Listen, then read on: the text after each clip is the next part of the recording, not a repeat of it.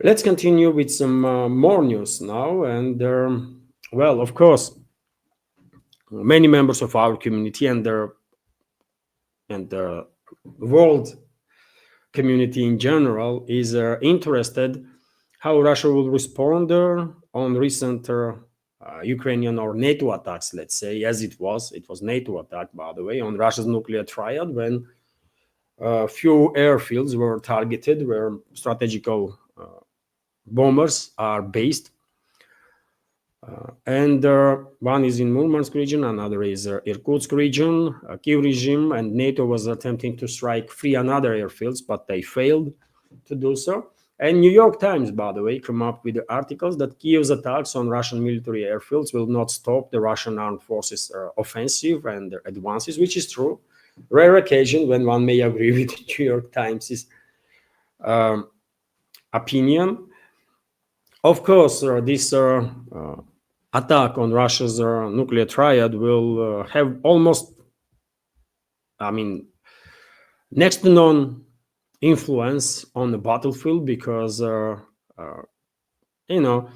these strategical bombers, even though Russia was using strategical aviation to carry out long-range missile strikes, they didn't really play that crucial role when it comes to a battleground, right? And after all, Russia still has dozens and dozens of strategical bombers. So obviously, New York Times has a point in this particular case. Russian offensive will continue, and more and more settlements, obviously, will be liberated. There can be no doubts about that. And from very beginning, by the way, when this news broke about attacks on Russian airfields, I said, if you remember, I said straight away that if anybody hopes that in NATO that they will manage to turn the tide, then they are mistaken big time. Russia will win anyways, no matter what. Russia will win anyways. There can be no questions about that, right? And when it comes to potential response from Russian side, well, at least for now, Russian president did not make no statements in regards to these attacks on Russian strategical airfields. And maybe he will address this topic in upcoming days, maybe not. I said in previous updates that, well, Russian leadership seems like, Russian leadership is acting based on the plan that they have. So there is a plan in place, and they are sticking to this plan, right? And no matter how hard Kiev regime and its NATO backers is going to try to derail Russia from this plan, they are failing. And obviously, one may argue that these attacks on Russian airfields, one of their main targets of main tasks of NATO, globalist controlled regimes in Europe, UK first of all, of course, UK, France, Germany, and others. One of the main tasks was to derail Istanbul talks. They were hoping that Moscow will walk away or would not even send delegation to Istanbul, and then they will blame Russia again. That it's Russia that is escalating, not them. So it did not work. It did not work. Russian leadership acted calmly, right, without any emotions, without showing any emotions whatsoever. Russian delegation went to Istanbul, transferred there to Ukrainian side memorandum. Some initiatives were aired, and I did spoke about it in the beginning of this stream. Very professional actions, by the way, from Russian side. And I guess globalists are going crazy right now, and their puppet regimes are in the collective West, because what are they going to do now, right? They were hoping to derail this process of the escalation, which was initiated by the West itself, by US, right? And they failed. They failed now, so they're going to try something else. Obviously, they're going to try something else, maybe even bigger provocations against Russia. Unfortunately, such a risk is there, and the Russian security services will do whatever they can, I believe, to minimize threats. But we should be ready that yes, Western ruling class will go ahead with their next phase of escalation. My personal take is that globalists will begin transformation of Kiev regime into a nuclear armed regime. They will again push this narrative, right? Although maybe I'm mistaken, because yesterday I was watching a video update on Duran, by the way, and if I understood correctly, Alexander Mercuris, host of well-respected by all of us, host of Duran show, was skeptical that West will actually go ahead with their transformation of Kiev regime into a nuclear armed regime. So I hope he is correct. I hope he is correct and I am wrong, but I'm afraid this topic is definitely in the works in the West. So they will try to push Russia even harder, right? They will try to blackmail Russia with their nuclear weapons that allegedly Kiev regime will acquire. Although, if that will happen, of course, these nuclear weapons will be developed by the Western countries, UK and US, right? And so, yes, I expect further escalation to happen. But when it comes to Russian response on these recent attacks, well, I don't even know what to say, because there was no response, not statement from Russian president, no response militarily during the previous 24 to 48 hours. So therefore, maybe Russian side will just continue operating based on the plan that Kremlin has, like as business as usual, right? Or maybe some changes will be made, and we will see some relatively large-scale drone and missile strikes deep into Kiev-controlled territory. Possibility. Some channels on internet are speculating that Russia might deploy Oreshnik once again, maybe even several Oreshnik hypersonic missile systems. I'm skeptical of that. I mean, you're not gonna use Oreshnik against ordinary military targets, isn't it? I mean, Oreshnik is just too powerful for that. So therefore, if order is not given to eliminate, let's say, political and military leadership of this Western-backed terrorist regime of Zelensky, then why would Russia use Oreshnik? And where, by the way, right? Yet again, against ordinary military targets, Oreshnik is just too powerful. You're not going to use that kind of weapon system, right, to eliminate some freaking military base, ordinary military base. It does make no sense. So therefore, I don't know how Moscow will respond militarily on recent attacks on Russian strategical airfields, and if there will be any response at all. But what I can tell you, dear friend, is that, well, I can share with you a scenario which will allow Moscow to not just restore nuclear deterrent that was damaged, clearly damaged by these attacks on Russian nuclear triad, but also to advance rapidly and liberate more and more territories. And I wonder if what would be your take on this scenario? So basically, and this is a pure speculation on my part, by the way, but I believe this scenario might actually work. So Moscow, for example, can issue 24-hour warning to civilians in Pokrovsk-Mirnograd agglomeration. This is Pokrovsk, by the way, right next to it, relatively large town. Next to it, it's Mirnograd town, right? And the Russian troops currently are conducting a pincer operation to encircle through these cities, right? And well, theoretically speaking, Russian side could issue evacuation, could demand evacuation of civilians from these cities and all their surrounding settlements. And in this warning, Russian side might be clear that tactical nuclear weapons will be deployed, right? Obviously, no one would believe. No one would believe in that.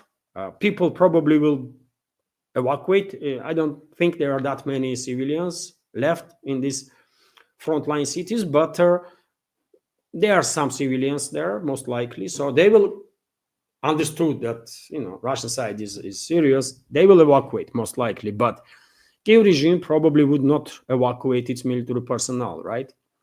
Because neither they will believe that Russia will take some strong action, and neither globalists will believe in that, or globalist control regimes in the collective West. And well, after 24 hours, Russia can strike with tactical nuclear weapons, tactical thermonuclear weapons on both places, eliminating instantly about 20,000 enemy troops, right? And this is, by the way, Russia's territory.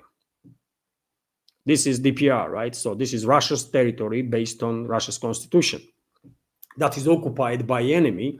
And according to Russia's military doctrine, Russia's nuclear doctrine, Russia has every right to conduct or to use extreme force if Russian territory is occupied, if Russia's strategical forces are attacked, and that's exactly what happened a few days ago when the strategical airfields were attacked and there are strategical bombers. So through legislation point, Russia has every right to deploy nukes, right? So, 2 nukes, some 20,000 enemy troops are eliminated in instant, right? And after that, this is just the beginning, by the way. After that, Russia can issue another warning, 24-hour warning, to evacuate everyone from Konstantinovka area and surrounding villages, from Kramatorsk, Slavyansk, right? Everyone to be evacuated. And this time, trust me, Kiev regime's forces will run faster than civilians that are still in this area. But eventually, civilians will also get out, right? And then Russia will just move its forces in and eliminate some irrelevant resistance that they will account. But, DPR will be quite effectively liberated completely, right? Just demonstrative actions, let's say in Pakrovsk-Mirnograd direction with thermonuclear weapons, and that will do the job, right? DPR will be liberated. Kiev regime's forces will run faster than civilians. But this is also just the beginning. After that, what about Kherson, Nikolaev, Odessa? Obviously, this historical Russian land needs to be liberated, and Russia could issue another warning, 24-hour for evacuation from this area. And trust me, no one would stay, right? Everyone would understand that, they have to get out. They have to evacuate it, right? You can imagine how much chaos that will cause inside the Kiev-controlled territory. Regime might collapse under its own weight, right? And, Russian troops will have much easier